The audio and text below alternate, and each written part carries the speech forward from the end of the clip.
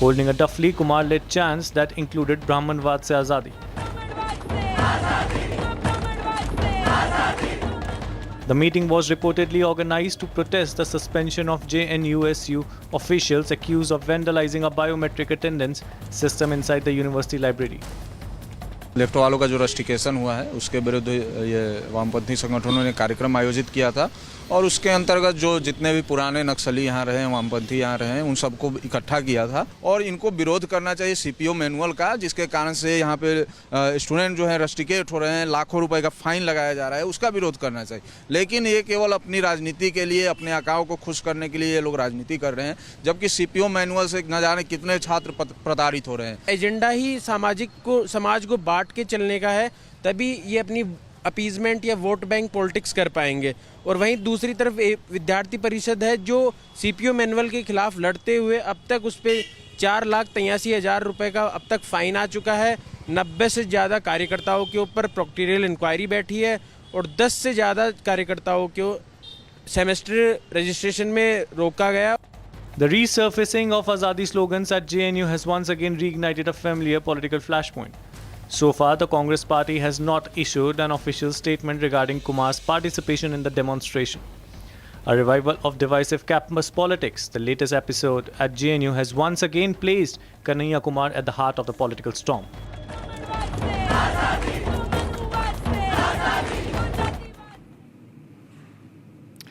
And now we are on to Uttar Pradesh. Samajwadi Party chief Akhilesh Yadav has come out in the support of controversial Shankaracharya Avi Mukteshwar Anand. He says, and I quote him here, Bharatiya Janata Party is insulting Shankaracharya. He asks, will you bring a new law for this too? He further asks, who doesn't see that BJP is openly insulting the Shankaracharya? Do we even have the standing to say anything against the Shankaracharya? Those are the questions being raised by the Samajwadi Party chief as he continues to emphasize that BJP here is insulting Shankaracharya. Let's take a listen. हमारे पूजनीय शंकराचार्य जी को भी अपमानित कर रहे हैं। इसीलिए कई बार कहा मैंने कि जो पीड़ित है, दुखी है, अपमानित है, उसके साथ पीड़ित है और वही पीड़ित है। इसलिए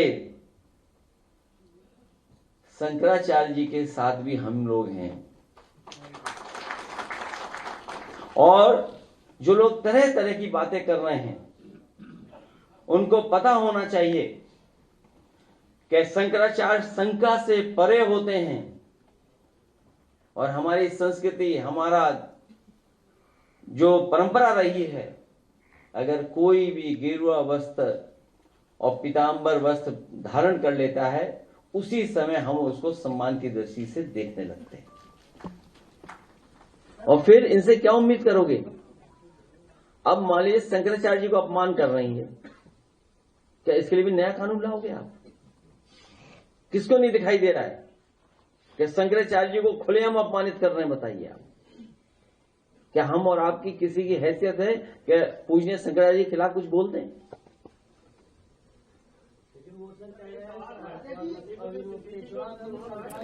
Now here's in a tragic news coming to light from Karnataka. Chemical storage tank exploded at a factory in Mandya, killing 2 workers on the spot and seriously injuring 3 others.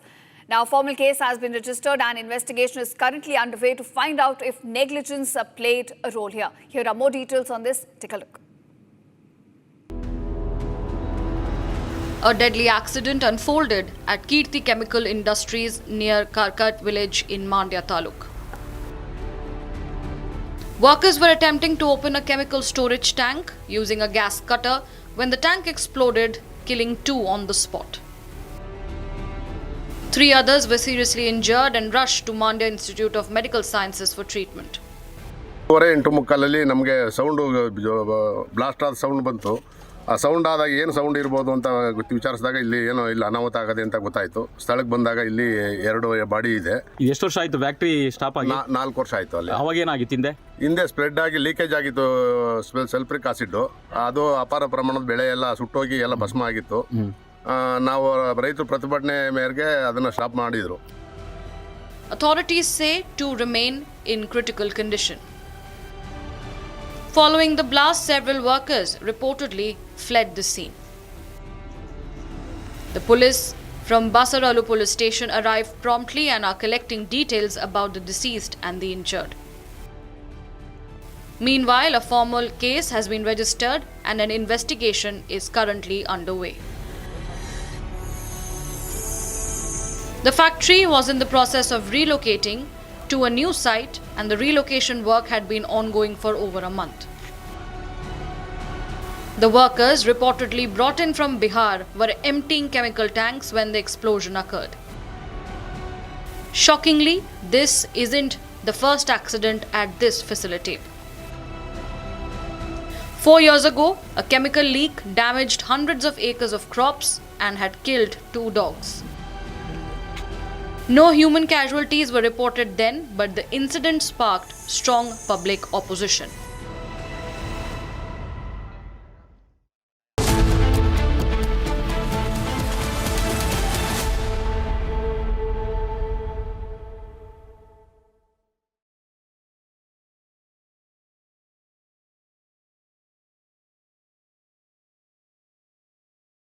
MDH की हल्दी मिर्ची धनिया करे कमाल, ये रंग दे, ये खुशबू दे, ये तीखा, ये कम पड़े, क्या निराला MDH मसाला।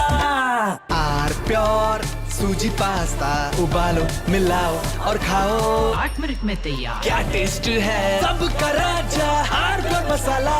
ये है सीक्रेट रेसिपी MDH का जीरा sip jal jeera masala. Sip sip जीरा सिप जीरा सिप MDH का जल जीरा सिप MDH का jal jeera SIP.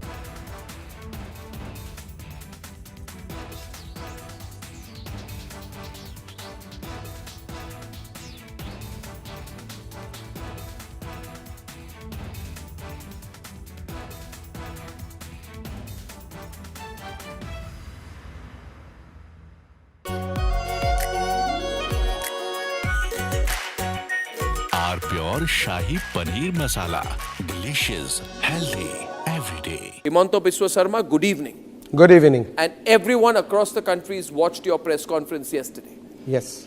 Now, you see, now that you've done the press conference, you've made some very, very damning allegations against Gaurav Gogoi.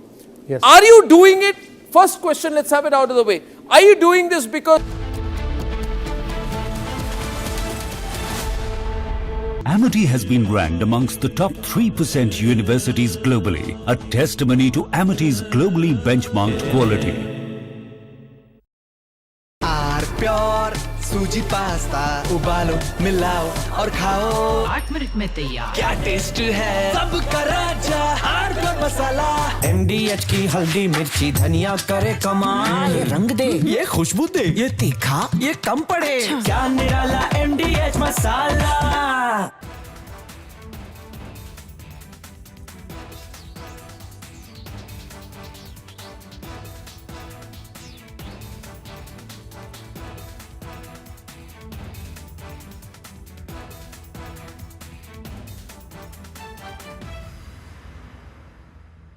दादी के हाथों का जादू और खुशबू से महकता घर, माँ की मुस्कुराहट और खाने की सुगंध। MDH गरम मसाला, क्योंकि हर रिश्ता है स्वाद से जुड़ा।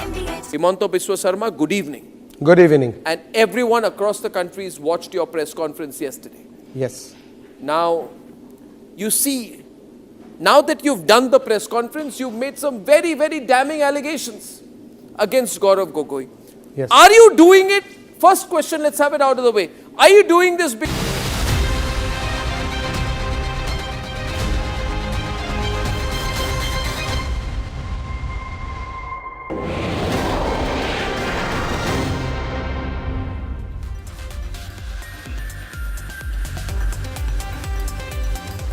Hi there, good evening.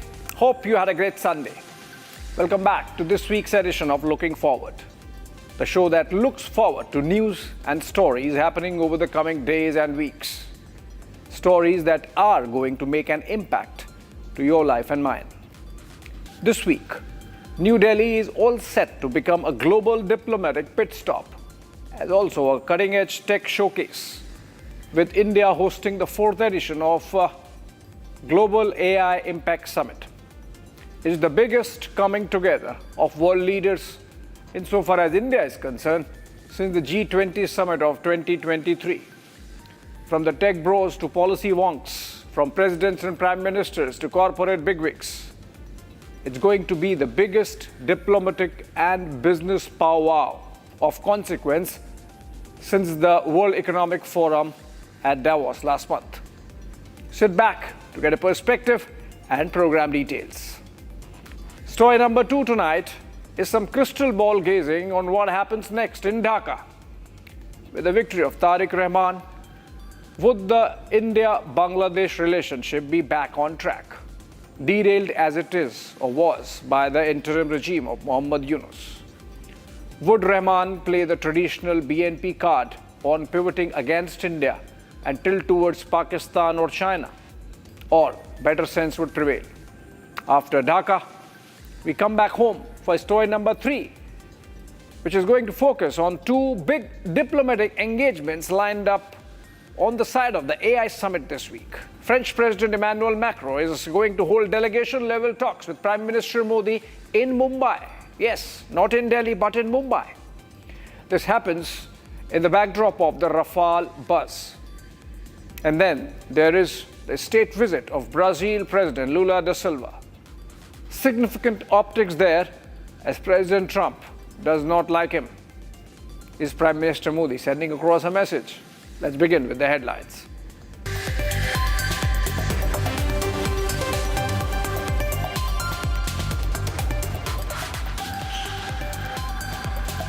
Lok Sabha Speaker Om Birla would represent India at the swearing-in of Bangladesh PM-elect Tariq Rahman, which is scheduled for Tuesday, 17th of February. Birla would be accompanied by Foreign Secretary Vikram Misri. Prime Minister Modi was invited but would have to skip Dhaka due to the Global AI Summit, where he is hosting 20 world leaders, including French President Macron and Brazilian President Lula da Silva. The oath ceremony follows the BNP's landslide victory, marking a major political transition in Bangladesh.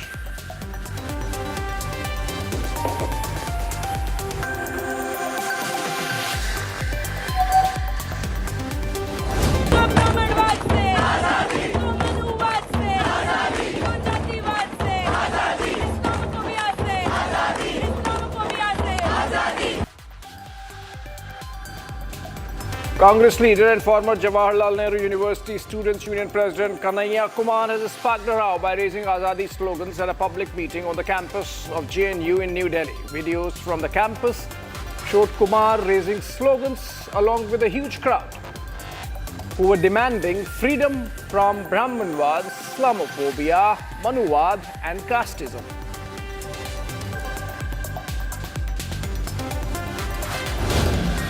BJP workers protested outside the Congress party office in Pune over remarks by a state Congress leader that allegedly equated Maratha ruler Chhatrapati Shivaji Maharaj with 18th century Mysuru ruler Tipu Sultan, triggering political tensions in Maharashtra. Police were deployed in large numbers outside Congress Bhavan as BJP supporters gathered to condemn comments made by the Congress leader Harshvardhan Sapkar. The protests led to a confrontation between workers of the two parties, with Congress alleging that stones were thrown during the agitation.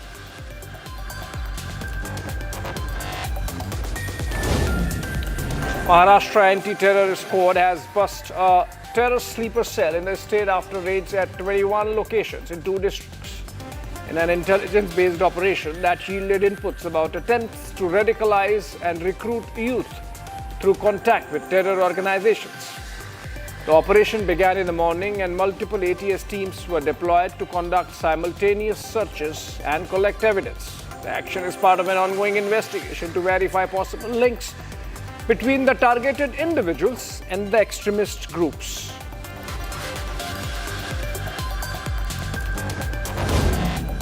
In Prime Minister Narendra Modi's first interview post-budget, he has sharply criticized the previous UPA government over its handling of trade negotiations. So the Prime Minister said that just over a decade ago, during the UPA years, attempts to secure trade deals were plagued by uncertainty and inconsistency, largely due to economic mismanagement that left India unable to negotiate from a position of strength.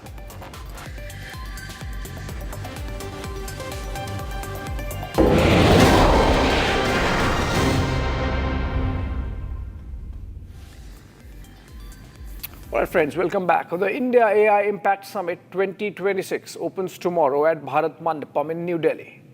A landmark moment as India hosts the world's first global AI summit in the global south. Following the UK, South Korea, and France, this 5-day event from February 16 to 20 shifts the focus from safety and regulation to real measurable impact for people, planet, and progress. The first week of February has shaken the AI industry, with new AI models breaking newer frontiers, pushing the cutting-edge technology into civilizational impact domain. There are anxieties not just about job loss, but about the trajectory of humanity itself.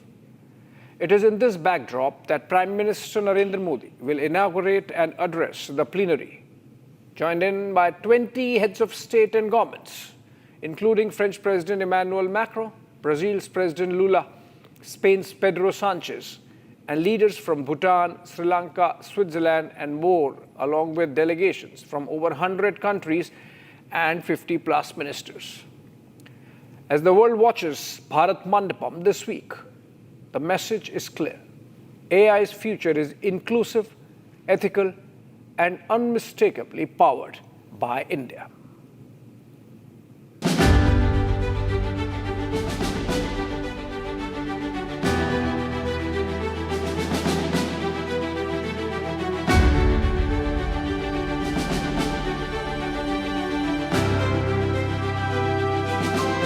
From the heart of New Delhi at the Bharat Mandapam, the world is going to watch future arrive in AI mode this week. A defining chapter in artificial intelligence. As India hosts the Global AI Impact Summit 2026, fourth after United Kingdom, South Korea, and France. AI Impact Summit has got phenomenal response. This is going to be the fourth and the biggest AI summit so far in the entire world. The response from practically 100 countries, the number of heads of state and government, already 15 confirmations received, and the industry has responded so well. More than 100 CEOs are joining us in the Impact Summit. There will be more than 500 separate sessions in which the best brains of the world are participating, including 2 Nobel laureates who are going to discuss about all aspects of AI. That is why we are saying that this is the biggest summit on AI ever held in the world. But a first for the global south and first focused on real impact. I welcome the decision to set up the AI Foundation at the Council for Sustainable AI. I congratulate France and my dear friend President Macron for these initiatives and assure our full support. We must also make the global partnership for AI truly global in nature. It should be more inclusive of the global south and its priorities, concerns, and needs. To build on the momentum of this Action Summit, India would be happy to host the next summit. Thank you.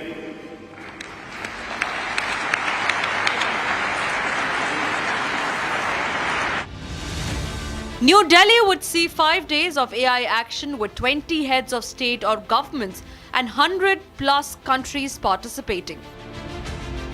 This is the first time a global AI summit of this scale is being hosted by a country in the global south. That alone tells you something. Well, the UK did it, France did it, Korea did it, and those were important conversations mostly around AI safety and regulation. But India has taken a different approach. India has chosen the word impact, and I think that word reflects exactly where we are as a country right now. Bharat Mandapam would be the place where the Nadellas, Pichais would converge along with 50,000 plus participants from global and Indian AI industry. The name itself, the impact, that means we are not talking about POC, we are not talking about just presenting something, but what we are talking about is the adoption, the impact, whether the impact has been already brought by the applications, or the applications which has the potential to bring impact on the society, on our industry, on our economy, and on the nation as a whole. So this is all about the theme of this particular event is, and on the adoption side, if you see, there are more than 100 countries, I think, joining this event, and from India also almost all the AI startups and the tech giants are joining this event to showcase their applications, their research. The guest list is a who's who of the AI global powerfuls. Tech giants like Google's Sundar Pichai, OpenAI's Sam Altman, NVIDIA's Jensen Huang, and Microsoft's Bill Gates and Brad Smith. Indian icons like Mukesh Ambani and others will also be present. World leaders from 20 nations, Brazil's president, Bhutan's prime minister, European prime ministers from Finland, Greece and beyond. Delegations from 100 plus countries, over 50 ministers. It's also expected that President Lula would announce visas for entry of Indian people, Indian citizens, Indian nationals to Brazil for 10 years. So that will give a huge impetus to people-to-people ties and people-to-people collaboration. All in all, the visit of President Lula is expected to give a huge impetus and give a huge growth as far as bilateral partnership is concerned, and in the area of trade, investment, technology, and all other related issues. So how does it matter for the people? India is showing the world how AI can be for everyone. That this is not just about generative AI, but it is also about AI in governance, AI in agriculture, AI in healthcare. I think policymakers, industry experts, all of them are possibly going to be aligning together at this particular event. Also to look at this, AI is also about cloud infrastructure, it's also about speed computing, and I think India can actually do a lot there and can offer this as a base. So I'm sure that a lot of IT companies is also trying to show all of these innovation which can give us a massive opportunity for making India the topmost country showcasing and producing something interesting in the space of innovation in AI. How is India benefiting from this? What are we going to showcase? India has taken a different approach. India has chosen the word impact, and I think that word reflects exactly where we are as a country right now. India has found its own lane in AI, and that lane is deploying AI at a population scale across languages for people who were never part of the tech conversation before. For India, this is deeply personal. The India AI mission is building sovereign AI models, massive national GPU clusters, high-quality data sets, and inclusive ecosystems. Now, let's look at multiple factors why India is going to lead the race, right? The first thing is the massive adaptation. We have been the first ones to adapt digital changes at speed. For example, let's say UPI payment or create an economy for that matter. The second important thing, I think there's massive production of engineers from India, and the world look up to us. They hire engineers from here. So possibly this is a massive job opportunity out here, and also an opportunity for giving engineers a space to innovate and create and make India an AI hub. And I think this is the noise this particular summit is going to make. And the third important factors here is that the scope of experimentation in India with respect to AI is high, because the real world problems of India is, I think, much, much higher than any other country, looking at the population, the kind of languages differences that we have. And I think AI is to resolve a lot of things. Are there use cases India can showcase before the world? I'll give you some examples. There is a voice AI called as Kisan Mitra. A farmer speaks into his phone in Marathi, Tamil or Punjabi and gets answers about his crop insurance, his PM Kisan payments, and over 90 lakh queries are already answered on that platform. That farmer probably has no idea he's using AI, but his problem got solved in his language. And also there are some other examples like Bhashini, which has over 350 AI models across 36 languages in text, 22 in voice. Now this is pretty amazing if you take a look at it. Now this is India's own approach and it's working really well. Now if you take a look at it, we're just not talking about rural applications alone.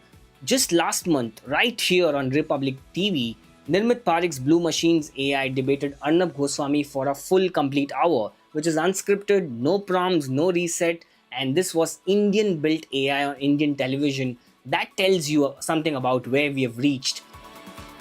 This summit positions Bharat as the bridge between global North innovation and global South needs. I think let's be clear, AI is no longer a future conversation. It's a power shift that's happening right now, and India is finally entering the race with confidence. Now, the significance of this AI summit is very simple. It signals that India doesn't want to just use AI, India wants to lead with AI. For years, we were known as the world's IT workforce. Now the question is, can India become the world's AI innovation hub? What about jobs? Is the fear of jobs loss real? Definitely AI brings a little bit of short-term impact on the jobs. But in long term, it will bring a lot of opportunities. And I think India is a perfect place wherein we can bring a lot of AI-driven jobs here. Because see, we have got a huge IT community, okay? So in last 20, 30 years, we have built a very good IT community who has got good understanding of the IT ecosystem. We have got many engineers, we have got many architects, we have got many leaders in the IT industry.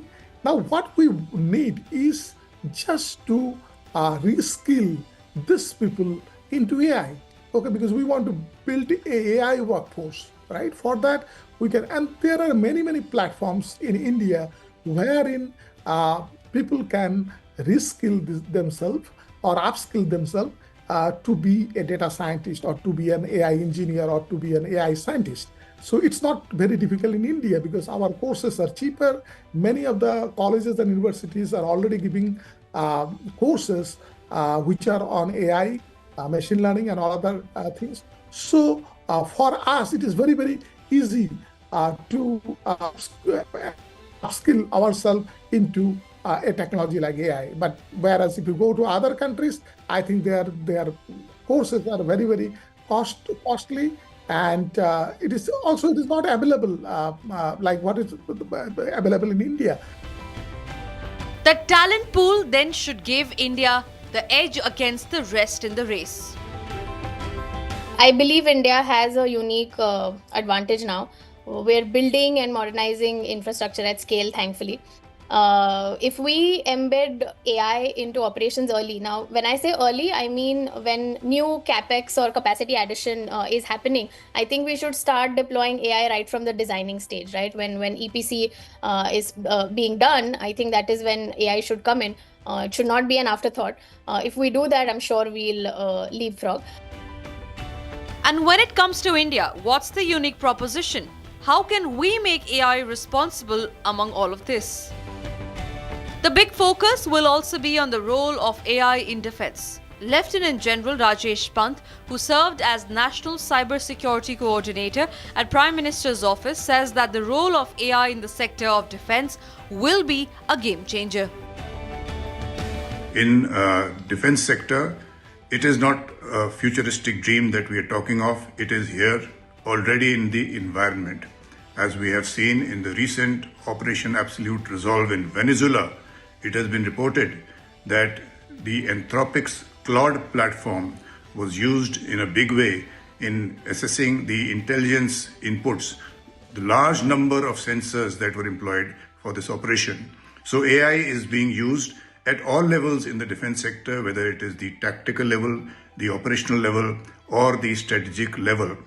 At the tactical level, it is mostly being used for surveillance and intelligence assessment because of the large number of sensors that are deployed at the brigade, divisional, and the corps frontages.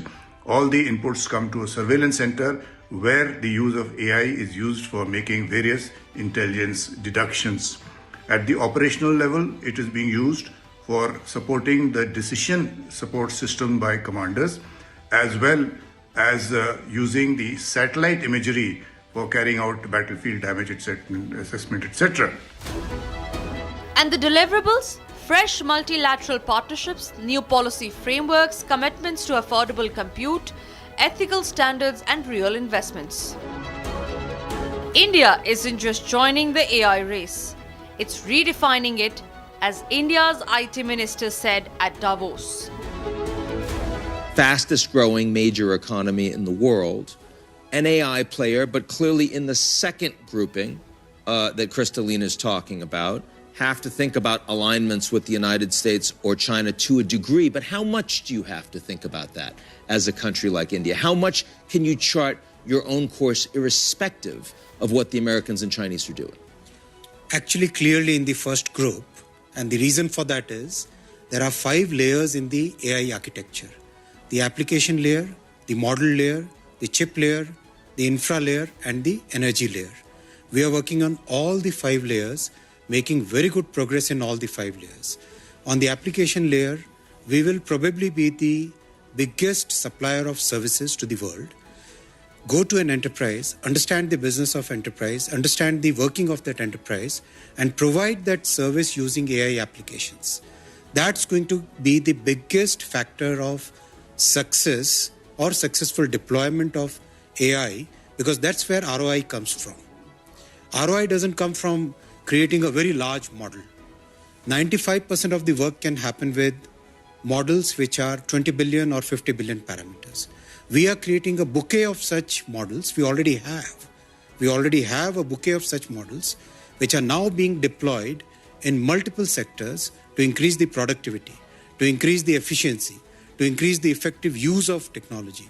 So our focus is very much on making sure that AI diffusion happens in a very big way. And I don't know what the IMF criteria has been, but Stanford places India as 3rd in terms of AI penetration, in terms of AI preparedness, and in terms of AI talent. All the 3, actually on AI talent it is number 2. So I don't think your classification in the second bouquet is right. It's actually in the first. With that, the stance of the minister, where we go in the next 5 years. I think in 5 years, the winners are going to be the companies that actually run on AI. And I also believe that the biggest shift will be sort of invisible. AI will definitely move from simply chat and content, which we are able to, see today, and it'll kind of morph into the physical world of factories and ports and power plants, transport, etc. Amid all this, what is the Aam Aadmi view on the ground? If we use it positively, you can use it to enhance our studies, enhance our level of knowledge. So we have to draw a line between what's right and wrong, and to get actually a positive effect of AI, of this new technology that we're going to use. I think it's not a competition to me, it's an helping agent to me. I think मेरा ये है कि AI से job का nature change होगा rather than unemployment बढ़ना, because obviously जो mechanical jobs हैं वो रिप्लेस होंगी, but new kind of job भी आएंगी. With this, it's over to the bit AI moment of India under the sun at Bharat Mandapam this week. All right, moving on. Bangladesh has voted and the verdict marks a dramatic political comeback. Tariq Rahman is set to take over as Prime Minister, with the BNP sweeping to power in the first elections since the 2024 coup masquerading as a student protest that toppled Sheikh Hasina. But the story does not end there. Jamaat-e-Islami has surged in key border districts. Election violence has raised fresh security concerns. And Dhaka's ties with New Delhi now enter a sensitive phase, including renewed calls for Sheikh Hasina's extradition. Then there is the backdrop of a general spike in anti-India sentiment, carefully shepherded by the Yunus regime. The pro-Pakistan tilt under Yunus and the unleashing of radical forces has compromised the very social fabric of Bangladesh and more specifically of the minorities. Would Rahman be able to reset Bangladesh's ties with India that Yunus has derailed is something we look forward to in this story.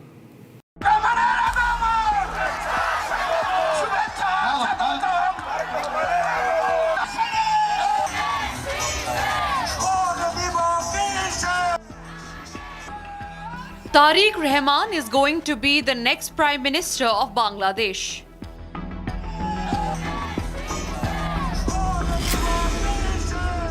Rahman's Bangladesh Nationalist Party swept polls, winning comfortable majority in the parliament. This was the first election since the 2024 uprising that toppled Sheikh Hasina. But Rahman took charge at a difficult time for India-Bangladesh ties. 7 states of India, eastern part of India, called Seven Sisters. They are landlocked country, landlocked region of India. They have no way to reach out to the ocean. We are the only guardian of the ocean for all this region. So this opens up a huge possibility. So this could be an extension of the Chinese economy, build things, produce things, market things, bring things to China, bring it out to the whole rest of the world. Interim head of the country, Mohammad Yunus made sure all that could go wrong with Bangladesh's larger neighbor did go wrong.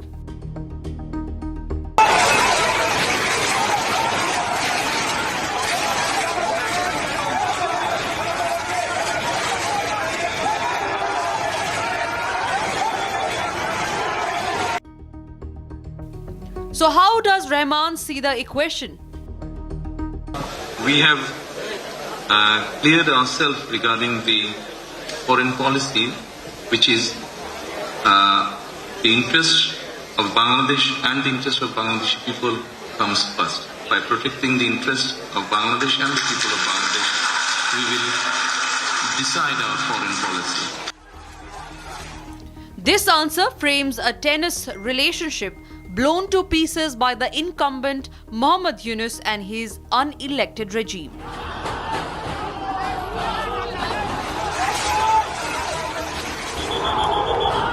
These are the Jamaat cadres baying for India's blood, a force unleashed by Yunus in his days at the helm in Dhaka.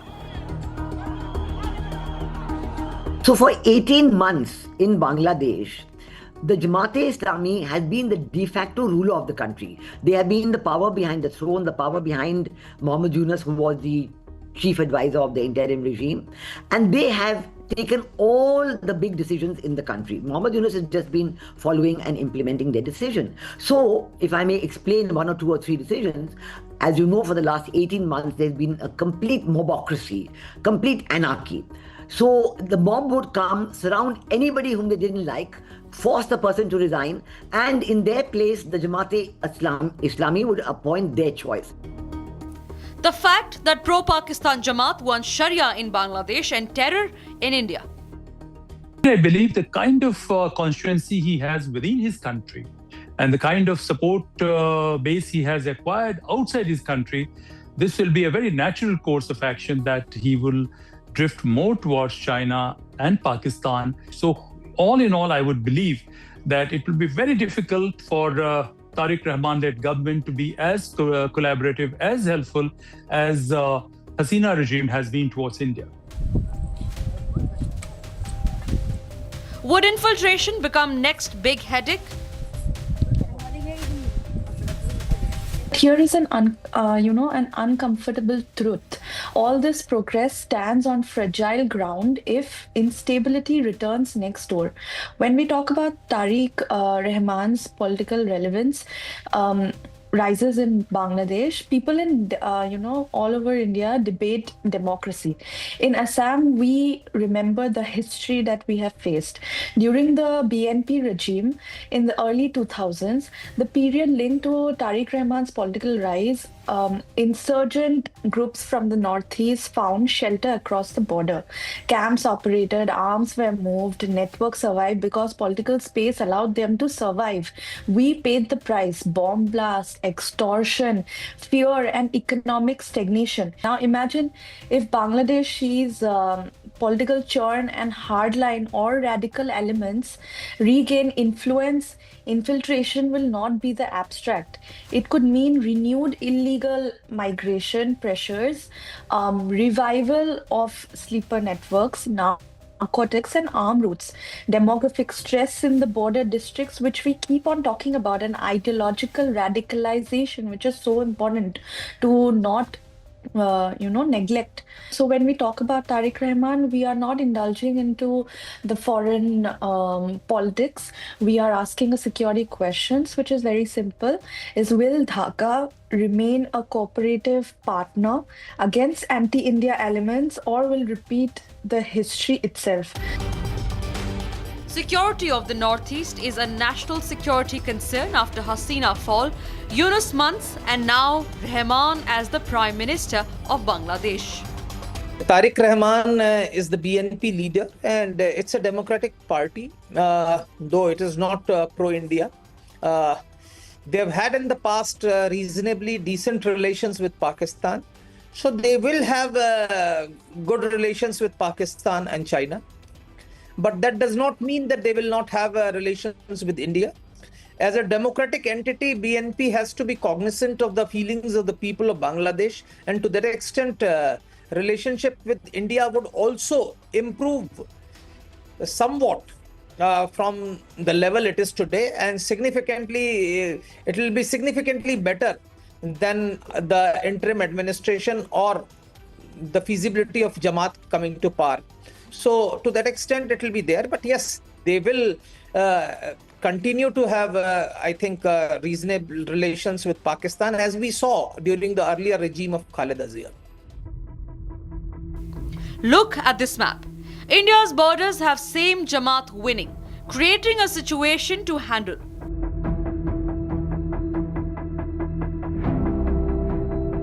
Would Rahman be able to handle all this to the satisfaction of India? In the few days that have passed since the election, in the last 2-3 days, we have seen that Prime Minister Tariq Rahman has shown great maturity. Great maturity. You know, for example, one or two things that I can tell you that he did, 3 things I will say that he did in the first few days. First of all, he said no celebrations, because in the past, in 2001, when BNP and Jamaat-e-Islami won the election, you know, there were celebrations all over, and that became hooliganism. There were a lot of attacks on minorities, saying, you didn't vote for us, we'll kill you. And all this was very upsetting for the neighborhood. But this time, he's been very mature. He said, no celebrations, completely calm. We will work. We will not do any kind of hooliganism, number one. Number two, as of yesterday, yesterday I think, one of his members of the BNP even went and broke the lock on the Awami League office, because the previous regime, the Mohammad Yunus regime, had put a lock on the Awami League office to symbolize that they are banned, they cannot come here, they cannot work in Bangladesh. And now that lock has been broken. It's a symbolic act to show that the BNP is welcoming back the Awami League in the fold. And this has been really very well welcomed, because it is showing that he's going to have no kind of rancor or irritation against the Awami League. He's going to say quite clearly that everybody is welcome, and Bangladesh and the government of Bangladesh stands for everybody. He would restrain them only to a certain extent, because I have written in my blog yesterday that BNP has been peddling softer version of Islamism, whereas Jamaat-e-Islami has been peddling very hardcore version of Islamism. As long as Awami League was a political force and it was contesting elections, it was competing with BNP, both Jamaat and BNP, they worked together, peddling different versions of Islam. So Tariq Rahman's government is likely to peddle a softer version of Islamism. And when it is softer version of Islamism, you have to keep it in mind that Tariq's father himself was a military officer, and still Cantonment Bangladeshi army and sections of elite, they perceive their nationalist identity in somewhat adversarial terms with India. And that is where there is a cause for worry. He would restrain Jamaat only to a certain extent, but wherever required, he would like to use Jamaat politically. But yes, there will be some degree of competition with Jamaat, and things will not be as what these have been.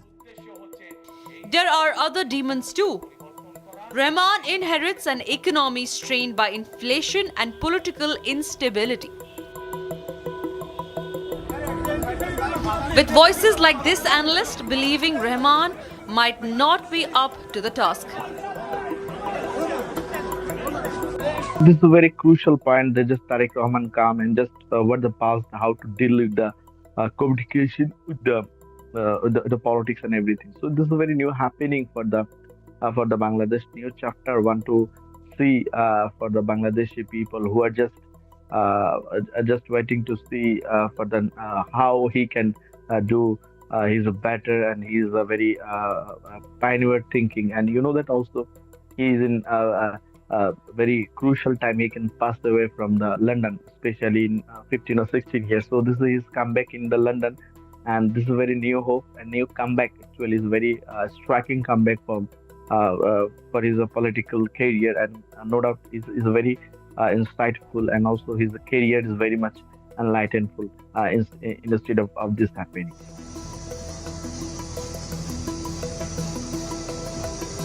Hasina's future prosecution and extradition from India would be a big test of Rahman's stance.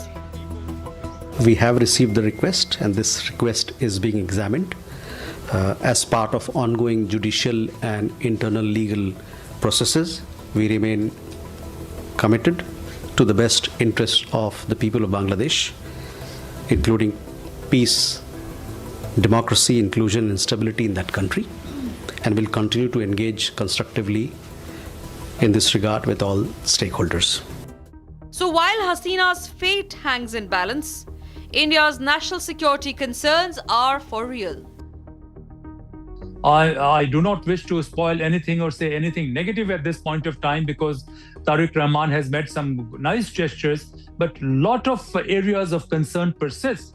And there's a serious worry that Bangladesh will not go in Pakistan's way, but Bangladeshi state structure or Bangladeshi policy establishments would like to be more assertive, and they may cede their territory or allow their territory to be used for anti-India purposes. They may act in a very hostile manner, given the kind of support base Tariq Rahman enjoys, given the kind of people who have surrounded Tariq Rahman. So India has to literally stretch its imagination, its capacities in the realm of statecraft, geopolitics, and security to tackle Bangladesh, because I'm very clear that as long as Islamic radicalism persists in this part of the world, as long as it gets traction anywhere, it will negatively impact our security and economic development both. As Speaker Om Birla and Foreign Secretary Vikram Misri represent India at Rahman's oath-taking ceremony, New Delhi watches with an open mind to close the past.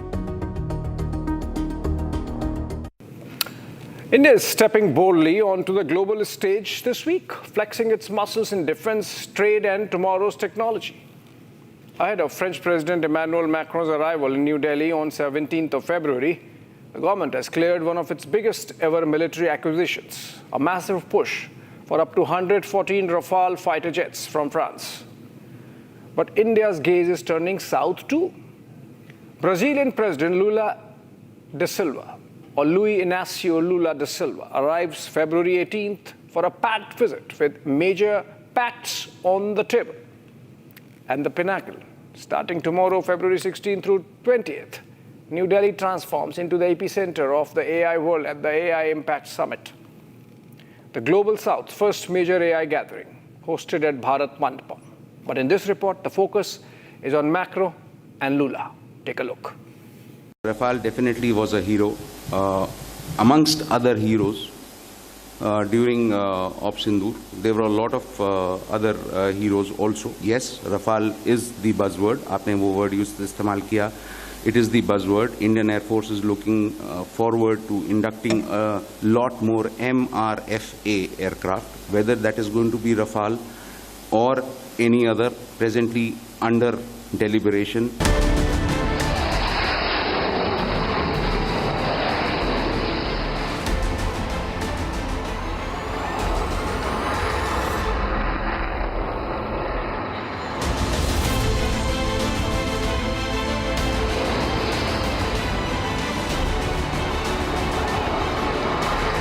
India is no longer waiting in the wings. It is taking center. India's defense skies are about to roar louder. France के राष्ट्रपति Emmanuel Macron की भारत की दौरा होने वाली है। इस दौरे के दरमियान वो द्विपक्षीय वार्ता भी करेंगे और साथ ही साथ एआई समिट में उनकी भागीदारी होगी। फ्रांस के साथ हमारे जो सामरिक संबंध हैं बहुत मजबूत हैं और हर विषय पर चर्चा होगी। उसमें रक्षा क्षेत्र पे भी चर्चा होगी और हमारा मानना है कि राष्ट्रपति मैक्रोन के भारत के दौरे से हमारे दोनों देशों के रिश्ते और प्रगाढ़ होंगे और रक्षा क्षेत्र में भी और प्रगाढ़ होंगे। Just ahead of French President Emmanuel Macron's touchdown in New Delhi, India greenlights a massive Rafale fighter jet deal with France. The visit of President Macron is coming at a very important time, especially given the fact at the rapid pace with which world affairs and world geopolitics is shifting.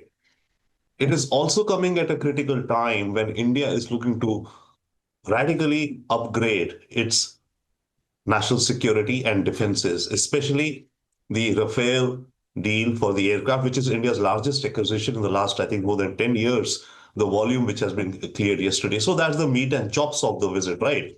A big deal for purchase of Rafale.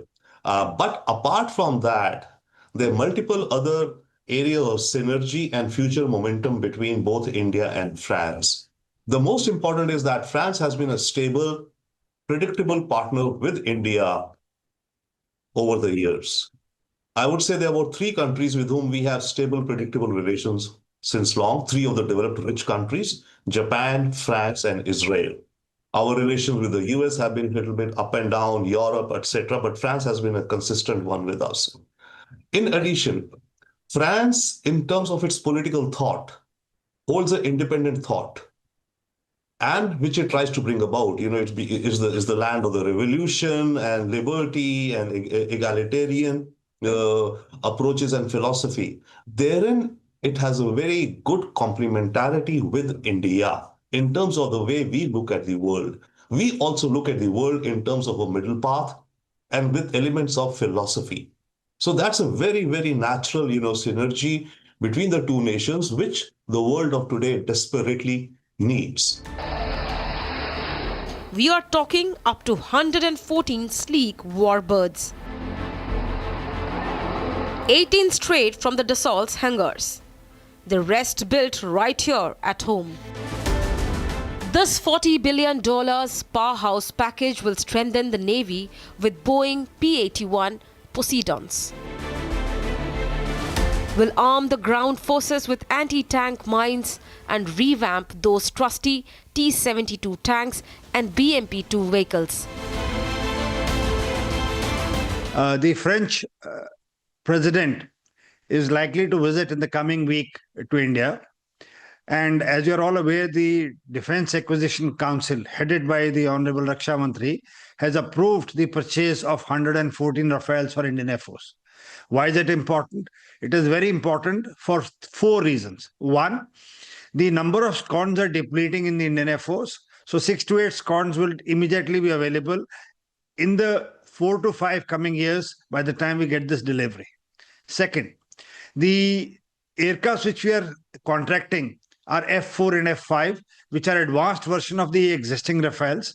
So the India would benefit a great deal for our own production of AMCA aircraft. Third, the Safran MRO, that is maintenance, repair and overall complex, which is set in Hyderabad, and also the Tata Advanced Systems, which is manufacturing the airframes for Rafale, will now be amalgamated to set up a final assembly line outside Bordeaux, France. The proposed talk is close to Nagpur in India. Fourth, exports will increase because 550 odd pending orders of Rafales are there, and the existing company is not able to do. And sixth, in our AMCA project, the Tata Aerospace, L&T, and Bharat Forge, which have been shortlisted, will benefit a great deal by the MSMEs and the industries that will come up to build up this Rafale. So in my opinion, it's a game-changing process till our LCA Mark 1 alphas, which are stuck up for various reasons, engine being one of them, to join our flight lines. This will fill up, and we are already operating the Indian Air Force and the Navy in the coming days, the same platform. So be it training, interoperability, weapons, simulators, mutual exchange, everything is good because these aircrafts have proved themselves in Ops Sindoor. That's my take on these 114 Rafales, which are likely to join Indian Air Force shortly. With Macron's arrival on February 17th, Delhi is ready to ink deeper ties with the French president and launch the India-France Year of Innovation and dive into Indo-Pacific strategy. The outcomes in terms of the defense cooperation, one has already been announced, we are procuring more Rafale, right? There could be, and there's a very large ticket item. What else could be there? I think definitely there could be more discussions and deeper in space also, in space and space research. So those will be unveiled, I think, going ahead in terms of defense and in terms of some other strategic like nuclear energy. I do think that there could be, there is a potential that we could see a movement on nuclear energy between France and India. President Macron's visit to India at the beginning of this week is an important step, underlining the importance again of India. India has become one of the centers of Asia for all the Europeans, either for the French or for the Germans, or this is, let's call it, the next step after the signature of the cooperation and free trade agreement between India and the European Union. The member states of the European Union are following, and now you have got the visit of the German Chancellor, now you get the visit of the French President, and President Macron will underline especially not only the cooperation of industry, but especially in the area of defense. But wait, India is not stopping at Europe. It has its eyes on Latin America. As Brazilian President Lula da Silva gears up for his February 18th to 22nd visit, deals are locking in to supercharge pharma exports, mine essential minerals, and lift civil aviation. Deepening of India-Brazil ties is the likelier outcome from President Lula's visit to India. He's bringing a large delegation of 260 corporates, and there are substantial complementarities between the Indian and the Brazilian economy. If you look at the Brazilian economy, they are major suppliers of things like iron ore.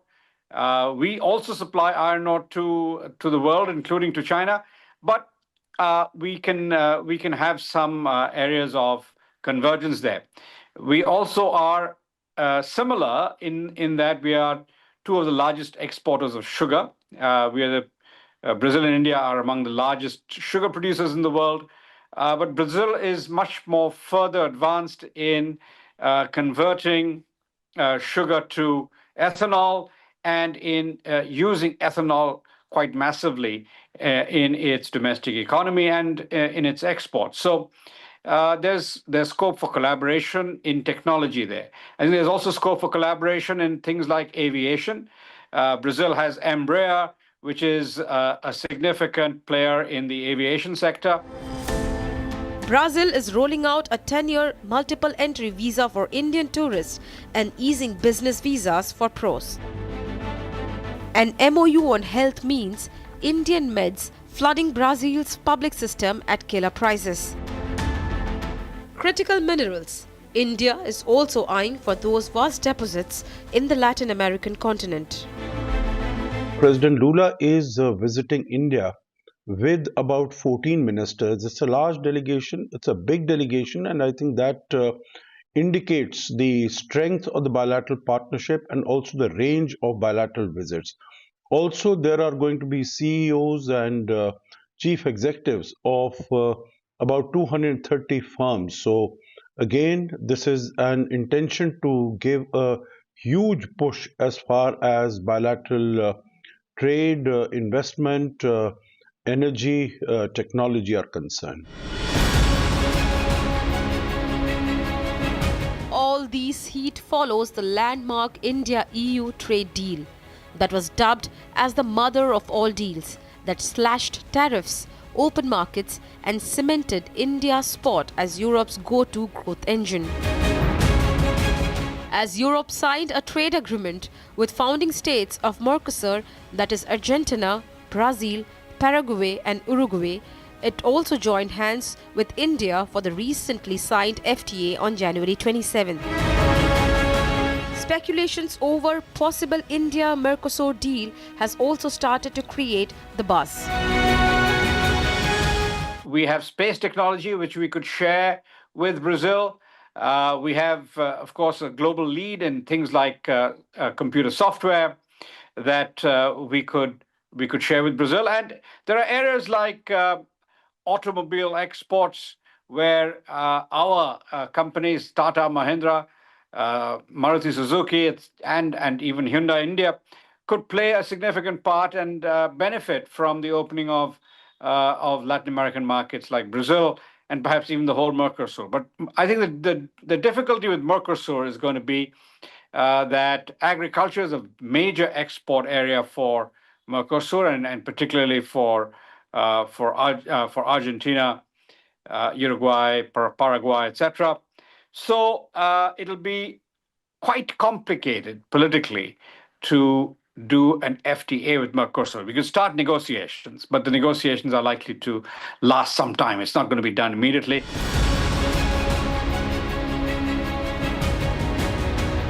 Not just this, Delhi is hosting the AI Impact Summit 2026 from February 16th to 20th, the Global South's first mega AI convention at Bharat Mandapam. India is rolling out the red carpet for a star-studded lineup. Prime Minister Pedro of Spain, Prime Minister of Bhutan sharing top game. Sri Lanka's President Aruna Kumara Dissanayake, Switzerland's President Guy Parmelin, Netherlands Prime Minister Dick Schoof, the Greece Prime Minister Kyriakos, Croatia's Prime Minister Andres Plenkovic, Macron kicking off with Modi on innovation, Lula hustling business ties, Finland's Prime Minister Petteri Orpo pushing ethical AI, while Slovakia's President Peter on tech sovereignty. Even as UAE's Crown Prince Sheikh Khalid bin Mohammed is going to forge future alliances with United Nations Chief Antonio Guterres rallying multilateral magic. Beyond the world's leaders, the summit's real energy is expected to come from the tech industry's heavyweights, who India sees not just as a participant, but as a pivotal player in AI's next chapter. From roaring Rafale slicing through the skies to unbreakable bonds with France and Brazil, to the mother of all trade deals unlocking billions, and now the world converging in Delhi with the AI Impact Summit, India's moment has arrived. Delhi isn't hosting history, it's shaping tomorrow. The future is here, and it's unmistakably Indian.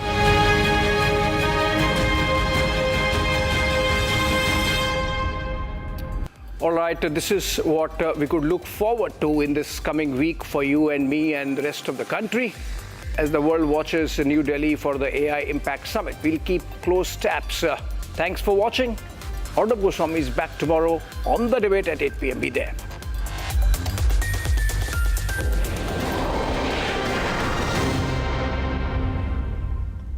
आधे bowl दही में 4 चम्मच MDH chutney pudina मसाला डाला, stir करो, पुदीना चटनी तैयार। MDH chutney pudina masala. MDH। R pure shahi paneer masala, delicious, healthy everyday.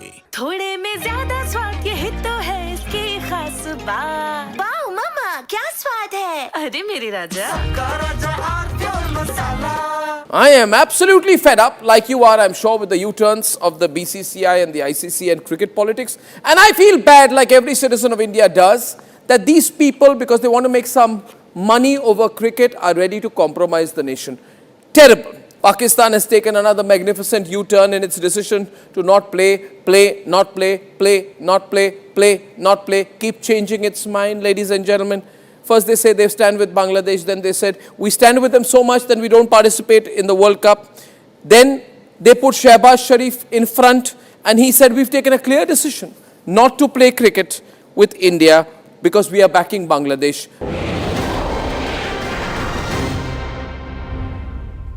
Amity has been ranked amongst the top 3% universities globally, a testimony to Amity's globally benchmarked quality. थोड़े में ज्यादा स्वाद, ये तो है इसकी खास बात। वाओ मामा, क्या स्वाद है? अरे मेरे राजा। रानी, इस घर में कुछ है जो टूटता नहीं। ये पिलर कभी नहीं टूटेगा। रुंगटा स्टील TMT से बना। रुंगटा नहीं तो घर स्ट्रॉन्ग नहीं। रुंगटा स्टील TMT बार एकदम solid.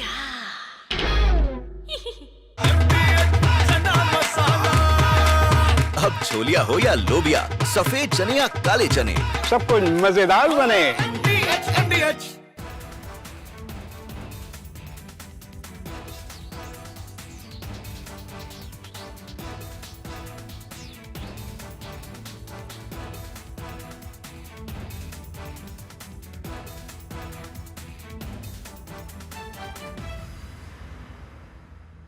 Himanta Biswa Sarma, good evening. Good evening. And everyone across the country has watched your press conference yesterday. Yes. Now, you see, now that you've done the press conference, you've made some very, very damning allegations against Gaurav. From Asia's largest news headquarters, setting the agenda for Bharat.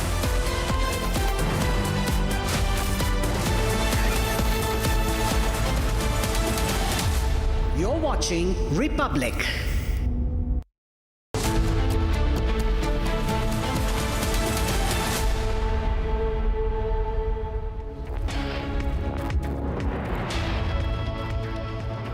Hello and welcome. You're watching live and breaking on Republic with me, Sudha Mitra. Let's quickly cut across to headlines we're tracking for you at this hour.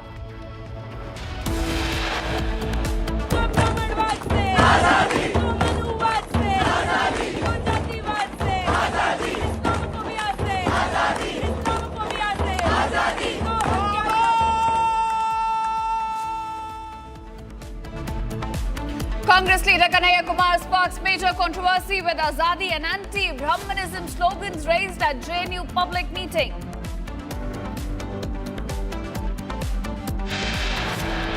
European union, England, इसके साथ हुए जो FTA और America के साथ हुई trade deal, ये दोनों के माध्यम से मोदी जी ने किसानों के हित को नुकसान पहुंचा है।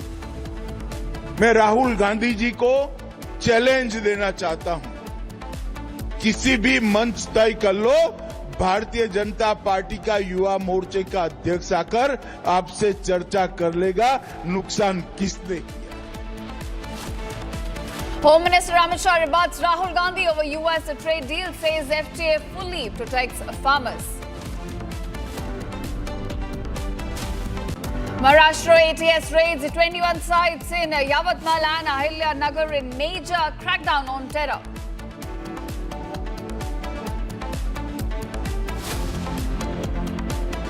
Sterilization camp in Madhya Pradesh's Dhaka comes under scrutiny after 175 tribal women operated on a single day under unsafe and inadequate conditions. Controversy over Tipu Sultan's portrait escalates as AIMIM chief Sadruddin Owaisi defense move is saying Tipu Sultan fought against the British.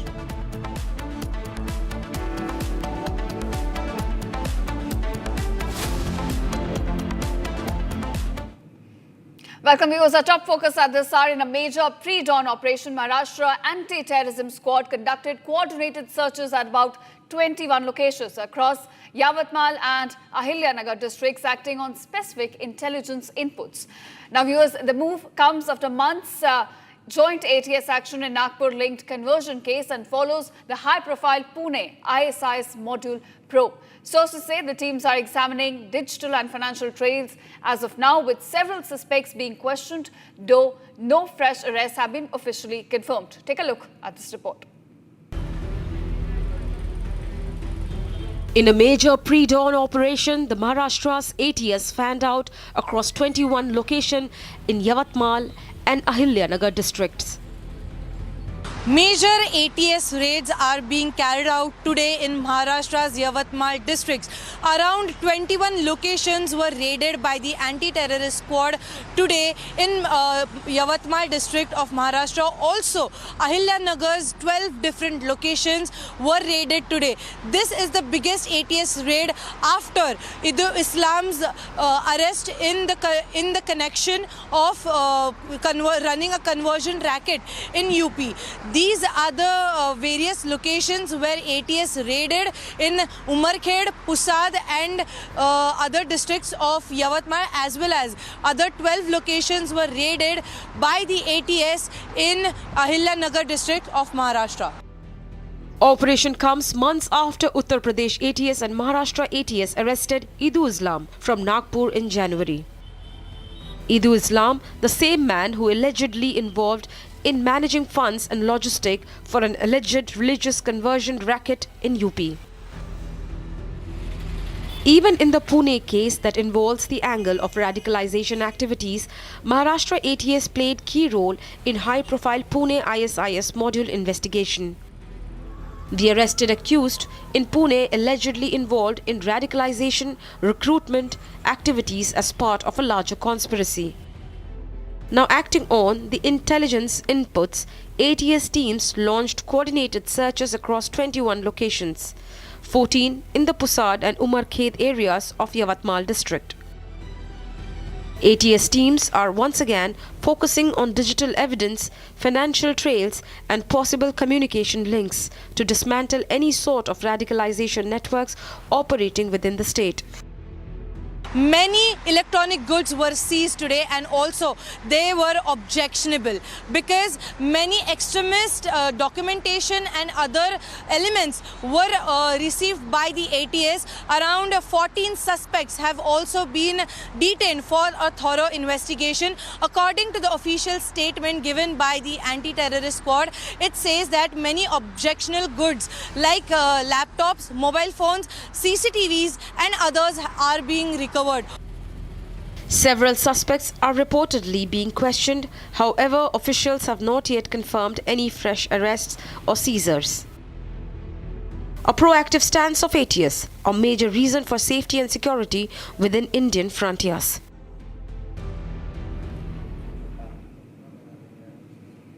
And now US Congress leader and former JNU Student Union President Kanhaiya Kumar is once again at the center of a controversy. Now Kumar was seen raising slogans of Azadi while playing a duffly during a public meet at JNU campus. Now, this gathering was reportedly organized to protest the suspension of a JNU student union office bearers who were allegedly involved in vandalizing a library biometric system. Now, the slogans have reignited political debate, drawing sharp reactions on social media. Here's more in this report. Take a look.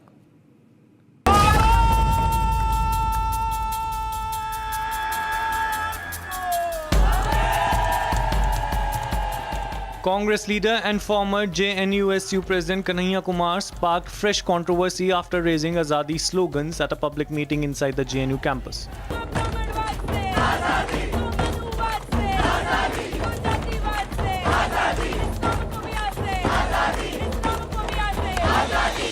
Holding a duffly, Kumar led chants that included Brahmanwad se Azadi. The meeting was reportedly organized to protest the suspension of JNUSU officials accused of vandalizing a biometric attendance system inside the university library. Left वालों का जो रस्टिकेशन हुआ है उसके विरुद्ध ये वामपंथी संगठनों ने कार्यक्रम आयोजित किया था और उसके अंतर्गत जो जितने भी पुराने नक्सली यहाँ रहे हैं, वामपंथी यहाँ रहे हैं, उन सबको इकट्ठा किया था और इनको विरोध करना चाहिए सीपीओ मैनुअल का, जिसके कारण से यहाँ पे स्टूडेंट जो है रस्टिकेट हो रहे हैं, लाखों रुपए का फाइन लगाया जा रहा है, उसका विरोध करना चाहिए। लेकिन ये केवल अपनी राजनीति के लिए, अपने आकाओं को खुश करने के लिए ये लोग राजनीति कर रहे हैं, जबकि सीपीओ मैनुअल से न जाने कितने छात्र प्रताड़ित हो रहे हैं। एजेंडा ही समाज को बांट के चलने का है, तभी ये अपनी अपीजमेंट या वोट बैंक पॉलिटिक्स कर पाएंगे। और वहीं दूसरी तरफ विद्यार्थी परिषद है जो सीपीओ मैनुअल के खिलाफ लड़ते हुए अब तक उस पर 4,83,000 रुपए का अब तक फाइन आ चुका है। 90 से ज़्यादा कार्यकर्ताओं के ऊपर प्रोक्टोरियल इंक्वायरी बैठी है और 10 से ज़्यादा कार्यकर्ताओं को सेमेस्टर रजिस्ट्रेशन में रोका गया। The resurfacing of Azadi slogans at JNU has once again reignited a familiar political flashpoint. So far, the Congress party has not issued an official statement regarding Kumar's participation in the demonstration. A revival of divisive campus politics, the latest episode at JNU has once again placed Kanhaiya Kumar at the heart of the political storm.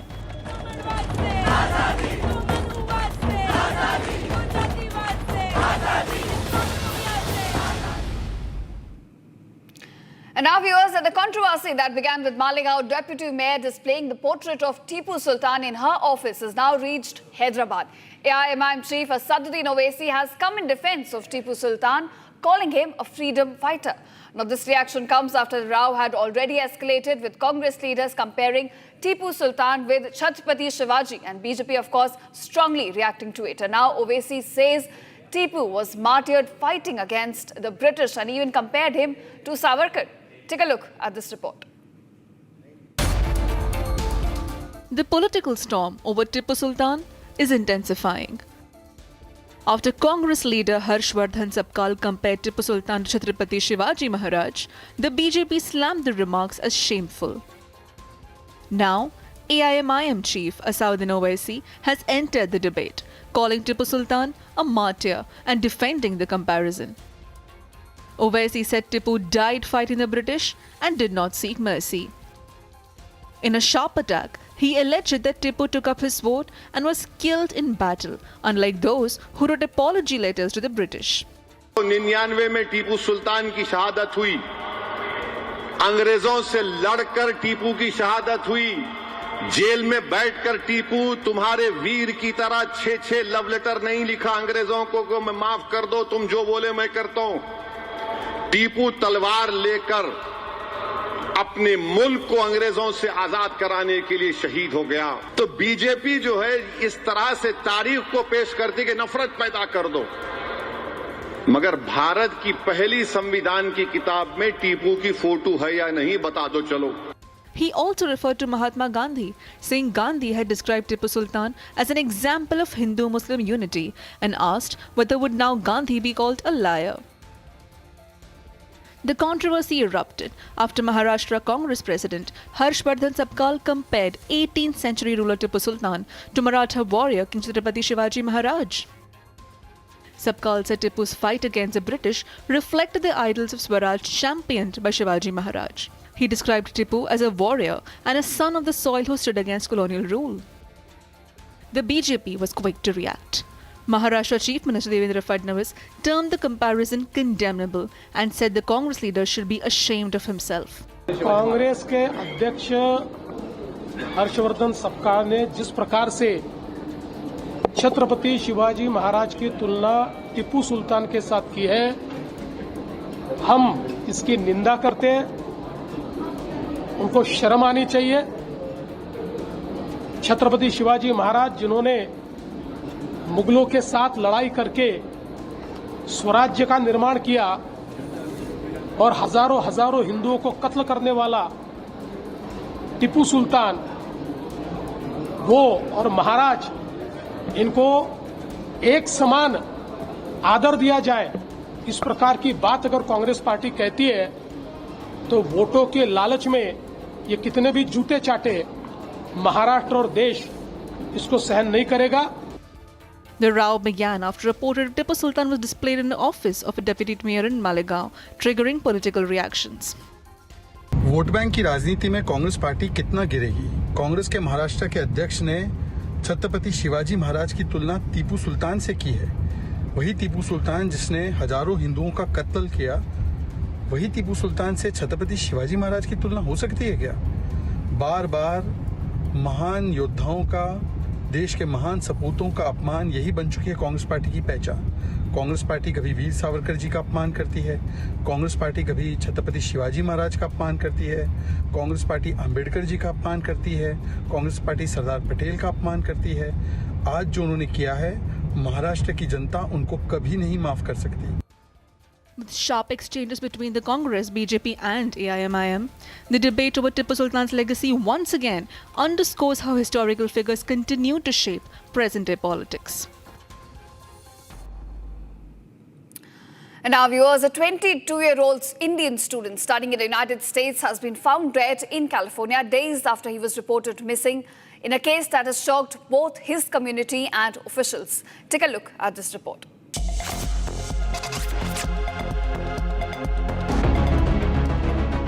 A 22-year-old Indian student in the United States was discovered dead in California several days after he went missing. Sakesh Srinivasaya from Karnataka was pursuing a master's degree in chemical and biomolecular engineering at the University of California in Berkeley. He was reported missing on February 9th after last being seen near the Lake Anza and Berkeley Hills area. Local police launched a city-wide search, focusing on areas around Tilden Regional Park and Lake Anza. This after his backpack containing his passport and laptop was found near a residential doorway close to the park. The local police recovered his body and his remains will be sent to India. Probe is on for Saket's death under mysterious circumstances. Notably, Saket was among the 6 to hold a patent for inventing a microchannel cooling system for Hyperloop and a method thereof per his LinkedIn profile. And now, viewers, in Madhya Pradesh, where the government claims to be strengthening healthcare in tribal regions, shocking visuals from Dhar district tell a very different story. Now, at a sterilization camp, more than 175 tribal women were allegedly operated upon without any basic facility. Now, the images raise disturbing questions about medical ethics, accountability and humanity itself. Let's get a better glimpse of the story through this report.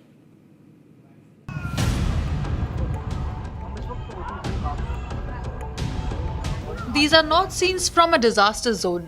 This is a government sterilization camp in Bagh, a tribal area of Dhar district in Madhya Pradesh. Nearly 180 tribal women arrived at the community health center on Friday, many with children and relatives for family planning procedures. But what awaited them? No proper seating, no adequate drinking water, and after surgery, even no beds. Women who had just undergone sterilization were left lying on the floor, some in contaminated water, others under the scorching sun, women being treated worse than cattle.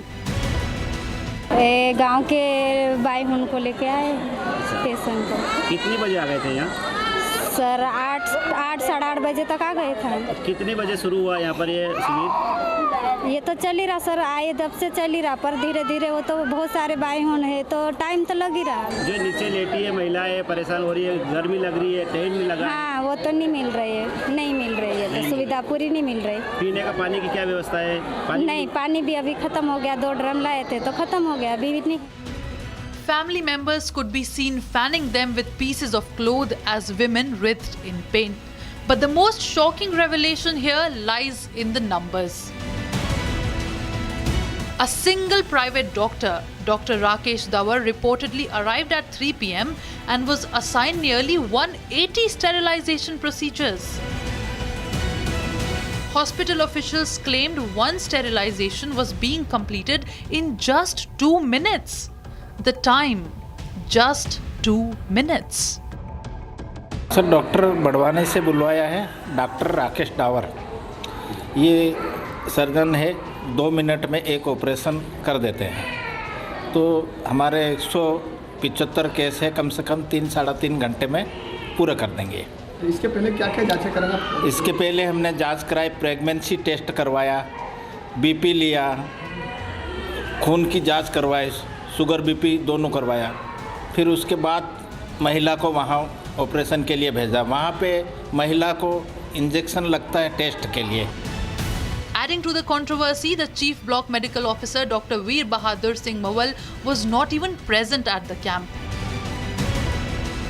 He reportedly arrived only after learning that the media had reached the center and he claimed that he was attending a meeting. 175 के आसपास हुए case हमारे पास अभी total. वो क्या होता है कि कि हर हफ्ते मेरे पास सर्जन की अवेलेबिलिटी नहीं हो पाती, इसीलिए वही लोग अगर इकट्ठे आते तो फिर इकट्ठे करवाना पड़ते हैं। सर्जन मेरे पास जो डॉक्टर डावर आते हैं वो बड़वानी से आते हैं, तो इसलिए हमें सर्जन की प्रॉब्लम्स आती है हमेशा। तो और ये लोग क्या है कि अब गर्मी का सीज़न आ जाएगा, गर्मी के बाद केसेस हो भी नहीं पाएंगे, इसलिए हमें इकट्ठे करते हैं। जिले में सर्जन की अवेलेबिलिटी नहीं है क्या सर? सर्जन की अवेलेबिलिटी है, लेकिन क्या होता है कि डिस्ट्रिक्ट से लंबा पड़ता है ना, इतनी दूर सर्जन आते नहीं। ये क्या है कि LTD कैम्प करने के लिए प्राइवेट हायर करते हैं हम लोग सर्जन से। ये भी जैसे गवर्नमेंट सर्जन नहीं हमारे पास, प्राइवेट सर्जन हायर करने पड़ते हैं, पे ऑफ करके इनको बुलाया जाता है। After the issue surfaced, Chief Medical Health Officer termed the violations illegal. The block medical officer has been attached to the district headquarters and further action, officials say, will follow as per rules. And the larger question remains, when healthcare becomes a number game and surgeries are reduced to speed targets, who takes the responsibility of putting people's lives at risk?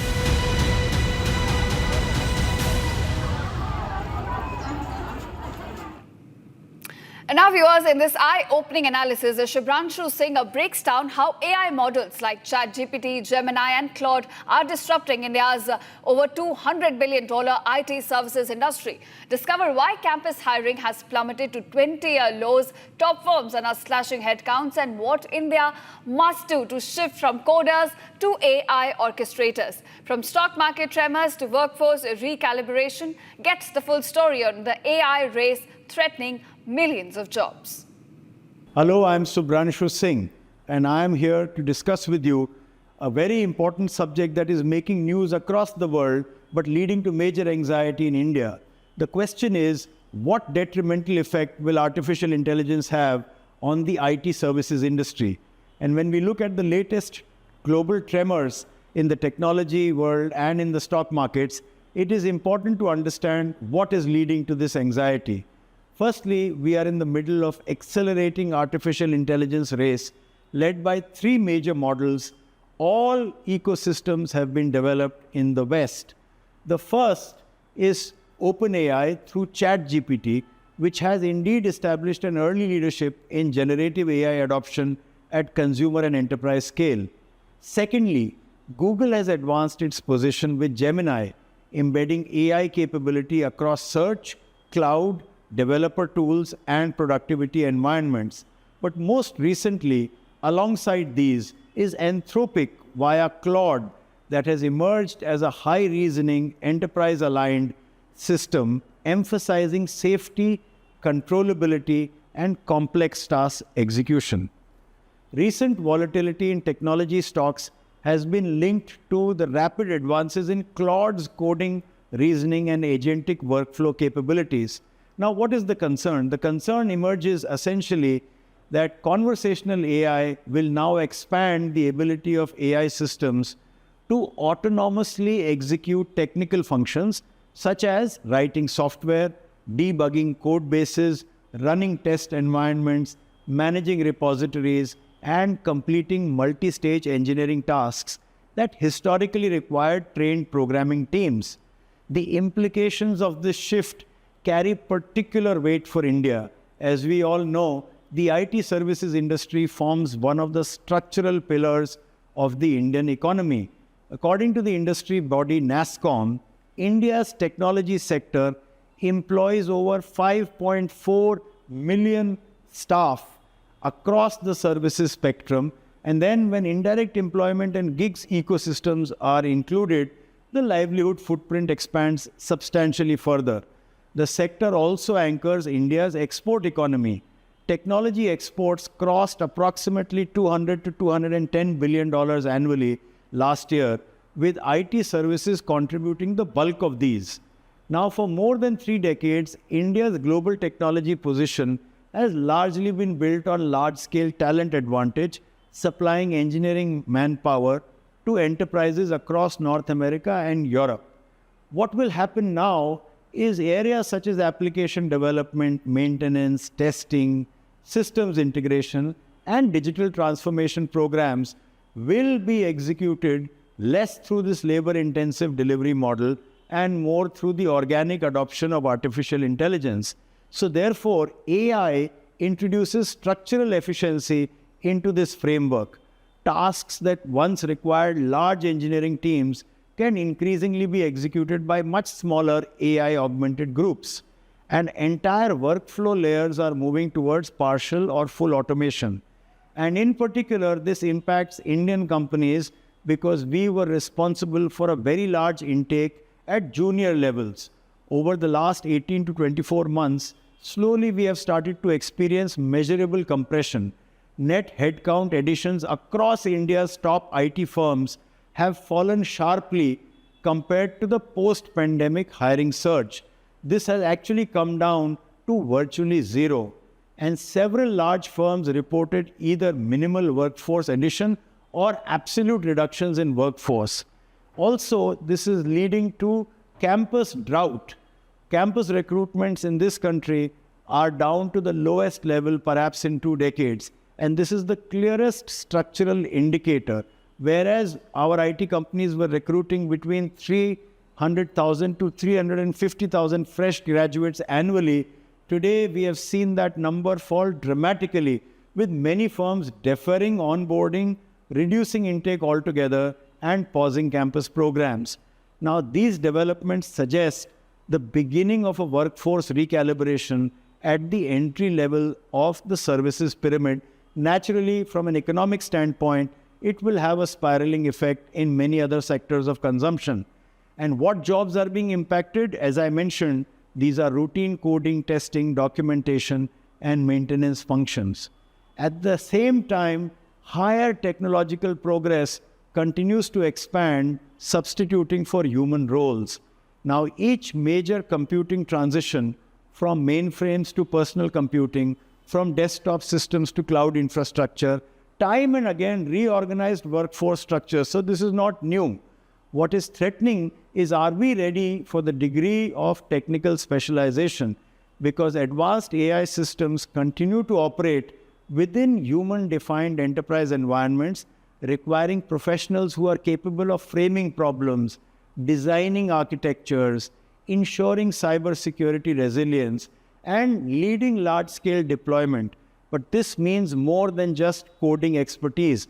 It means familiarity with domain, deep domain expertise. It means understanding regulatory frameworks and managing complex client relationships, thinking more like consultants and less like coders.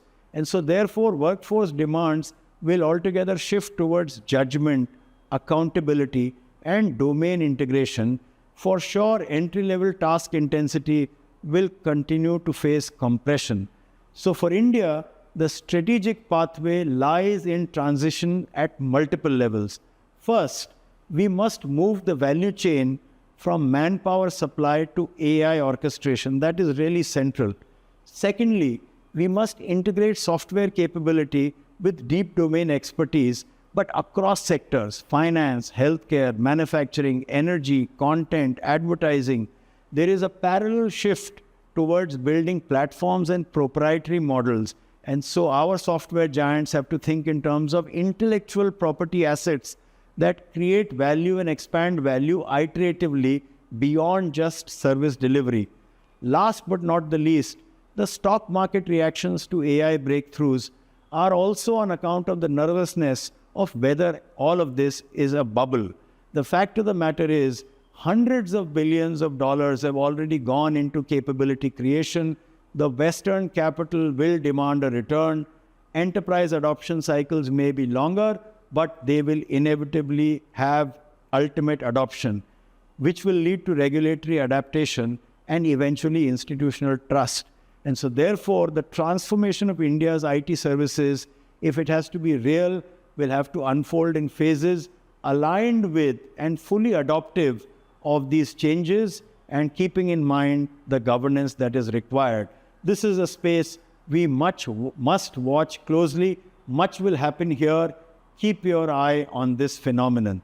Artificial intelligence will alter the sector's trajectory, to my mind, in meaningful ways, but the critical variable lies in our ability collectively to be of positive mindset to respond to this shift and embrace it.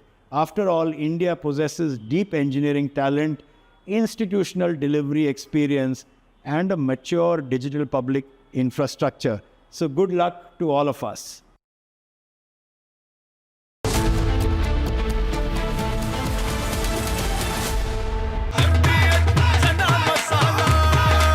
अब छोलिया हो या लोबिया, सफेद चने या काले चने, सब कुछ मजेदार बने। थोड़े में ज्यादा स्वाद ये तो है इसकी खास बात। वाओ मामा, क्या स्वाद है? अरे मेरे राजा,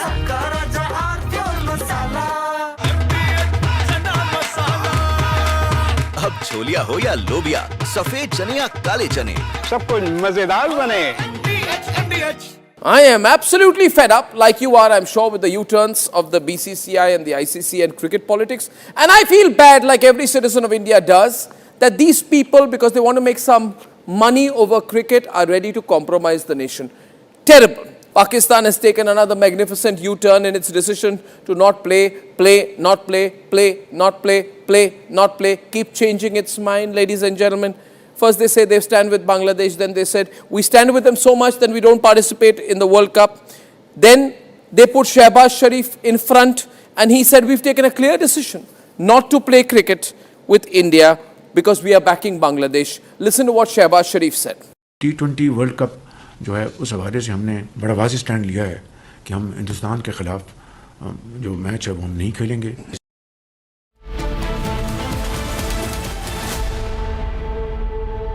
Amity has been ranked amongst the top 3% universities globally, a testimony to Amity's globally benchmarked quality. MDH की हल्दी मिर्ची धनिया करे कमाल, ये रंग दे, ये खुशबू दे, ये तीखा, ये कम पड़े, क्या निराला MDH मसाला.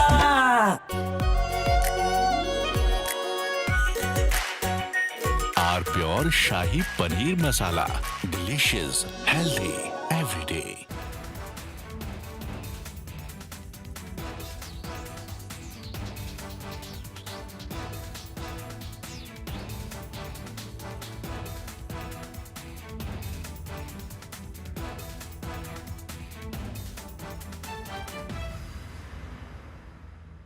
थोड़े में ज्यादा स्वाद ये तो है इसकी खास बात। वाओ मामा, क्या स्वाद है? अरे मेरे राजा, Himanta Biswa Sarma, good evening. Good evening. And everyone across the country has watched your press conference yesterday. Yes. Now, you see, now that you've done the press conference, you've made some very, very damning allegations against Gaurav Gogoi. Yes. Are you doing it?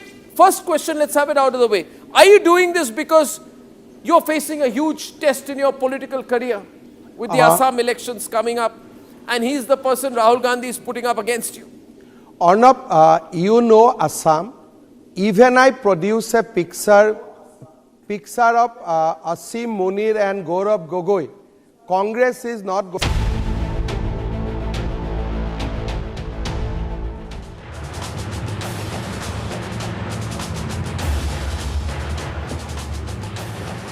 A very warm welcome to the latest edition of Republic Defense. Ladies and gentlemen, I am Vikram Misri with you, bringing you the top stories from the world of defense and strategic affairs that we're tracking for you this edition.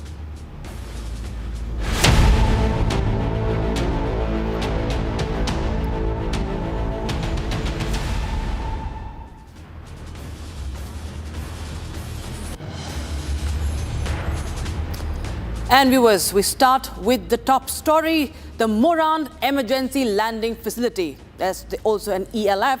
It represents the historic milestone that has been achieved this weekend. It's the first emergency landing facility in India's northeast region. It's located along a reinforced 4.2 kilometer stretch of national highway in Assam's Dibrugarh.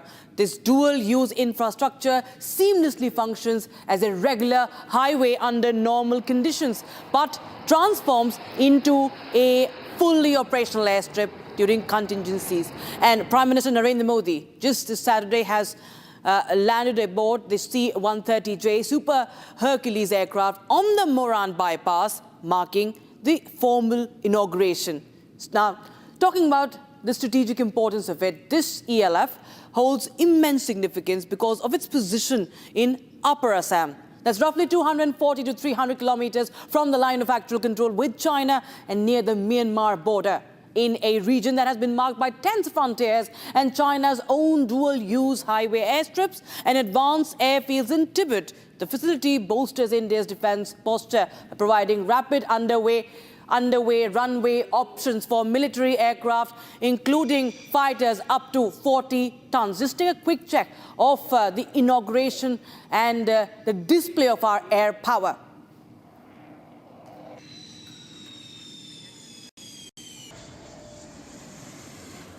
We'll just show you.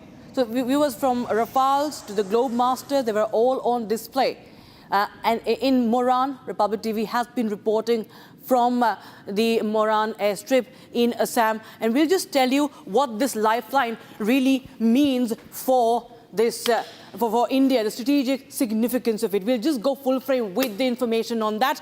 It's 300 kilometers away from the China border. Remember, viewers, that there has been a lot of infrastructure build-up from China near the LAC. Now, India has also put up this airstrip just 300 kilometers away from the LAC. This is near the China border, and it's 200 kilometers also, importantly, from the Myanmar border.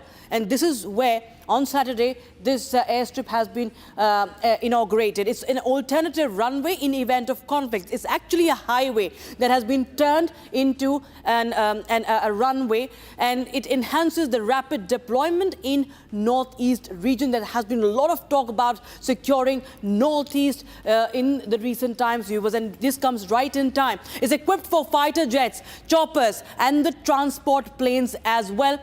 And this is why we see that this is one of the first such in the region of Northeast. It also helps in airlifting relief material, because in times of floods, in times of natural disasters, this airstrip will be very, very essential. And beyond the conflict also, another uses the evacuation efforts, building for security and disaster response, as we just told you. So that is the importance, and we'll just go across to our defense expert, Indian Air Force veteran, Group Captain Anant Mathur, joining us on the broadcast. Very good afternoon to you, sir. And Group Captain Mathur, this is very much close to the China border and also to Myanmar border, a runway from a highway to a runway. Sir, if you could just shed some light on the strategic importance of this.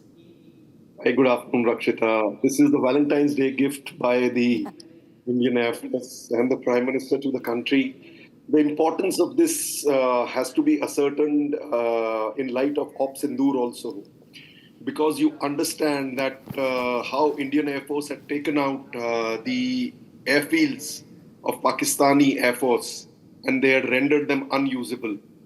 Under these circumstances, it is extremely important for our fighters which are there in the air at any given time to have an emergency landing facility should such a situation arise in our context. The second aspect that has been brought out by you also is the help in terms of disaster relief. In disaster relief, not only should we have an airfield, equally important, we need helipads. So there is a proposal for putting on helipads in high areas so that even if there is flooded all around them, helicopters can safely land. We all know that Brahmaputra Basin every year has a flooding problem, and the help provided by the Indian Air Force is vital in ensuring that relief operations are carried out. As far as China is concerned, there are several dual-use airfields across the border, and India over the last decade has been making very strong efforts. There are a total of 9 emergency landing fields planned for in the Northeast region, including 5 in Assam. And this is just the start of the first one. So expect these to develop at regular intervals over the next decade as we fortify our defense posture in the Northeast. Absolutely, sir. That, of course, becomes very, very important as far as the strategic location of this is concerned, sir. Do you expect that some more of, more such moves will be taken up in future? And if so, where you think is it important to provide such a boost? See, definitely, like I told you, 9 are being planned in the Northeast, and out of these 5 are in Assam. Doctrinally, right now we are referring to them as emergency landing fields. The phase 2 of using an emergency landing field, the moment you provide refueling facilities and arming facilities, it becomes a virtual airfield which can be prepared within a few days' notice. It would require logistical support to ensure that if an aeroplane lands there after a mission, you can refuel it.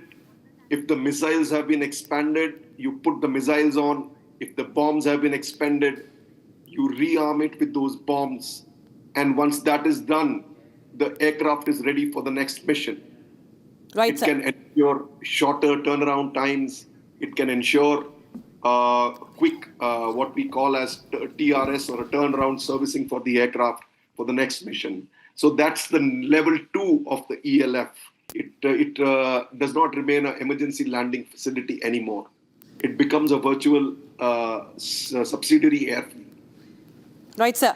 Many thanks, Group Captain Mathur, for joining us on the Republic Defence this afternoon. Thank you, Ramesh.